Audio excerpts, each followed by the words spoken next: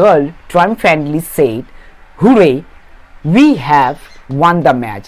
যখন তোমার এই দেখো এই সেন্টেন্সের মধ্যে ইনভার্টেড কমার মধ্যে দেখা যাচ্ছে এক্সক্লেমেটরি সেন্টেন্স দিয়েছে, সেই সময় তোমাকে যাকে বলা হয় অবাকসূচক বাক্য, সেইটায় তোমরা কীরকমভাবে আশ্চর্যভাবে জিনিসটা হচ্ছে, মানে আমরা ম্যাচটা জিতে গেছি, we have one the match, তাই জন্য হুড়ে দিয়েছে, মানে আনন্দিত একটা ভাব। তার মানে সবসময় আমরা এই জায়গাটায় এক্সক্লেমড লিখতে পারবো, তাহলে ভার্বে আমাদের এক্সক্লেমড আসবে।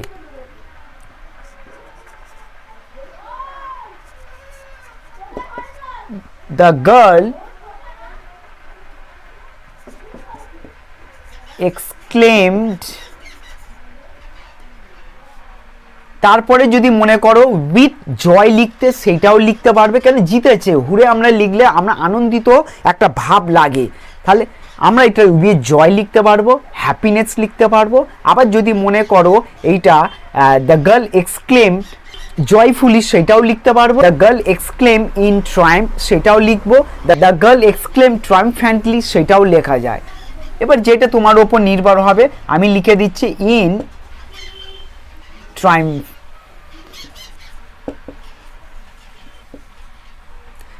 The girl exclaim in Triumf, এইখানে দেখো আমরা যখন লিখি আবার আমাদের কনজাংশন ব্যবহার করি, তাহলে conjunction that, the girl exclaim in triumph that,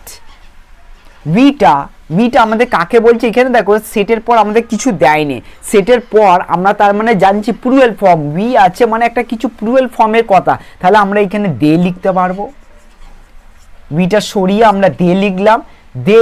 আর এইখানে দেখো হ্যাভ ওয়ান, এই হ্যাভ ওয়ানটা আমাদের প্রেজেন্ট পারফেক্টে আছে, প্রেজেন্ট পারফেক্ট যখন থাকছে তখন একে চেঞ্জ করে পাস্ট পারফেক্ট করব। They had won the match.